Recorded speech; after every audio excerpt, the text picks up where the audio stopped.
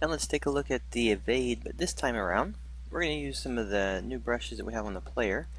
There are three options right here. You're going to have an evade brush. This is one where you're basically saying, if you're going to evade, evade to this spot.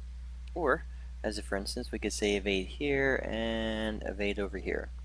So now what this means is that when the player, and we'll look at the order and operations for it here in a second, but it basically is just saying that when the player is going to be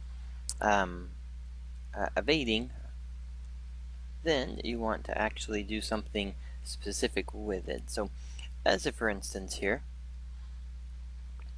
we have so we've got it set up how it was before on the basics on this, but we're going to make sure we turn on the evade to location, and then we'll do a look at location option for it.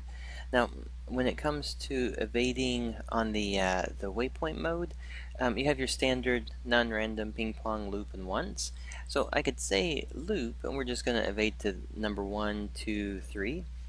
Now the fun part with it though is that you can actually set that up in conjunction with the enter and exit options. And what that would allow you to do is take, as a for instance, the player could get shot. If this was like a boss fight, he could go to a specific location for it, and we'll do more on it property wise, but for the start, he'll go to a certain location and then go to the next location and then go to the final location. So it looks like he started at 2. I have to double check on that one.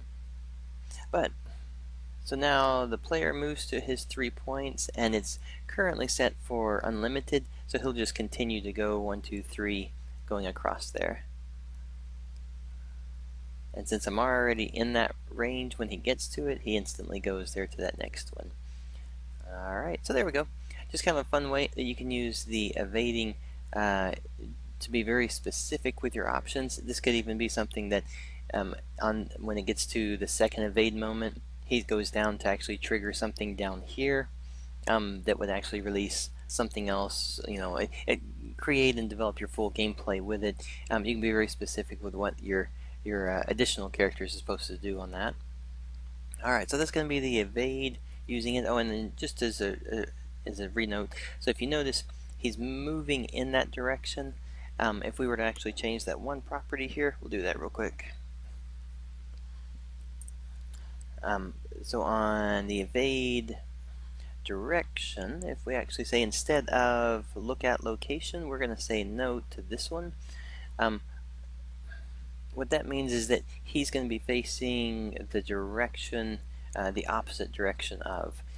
So which is kind of good, again, that if I go and I'm going towards him, he's going to be going opposite direction, which means basically if you were running towards him, it would look as though he's trying to either keep looking at you and keep you within his sight, and or if he has a weapon, he's going to be pointing the weapon back in that direction. Alright, so there we go.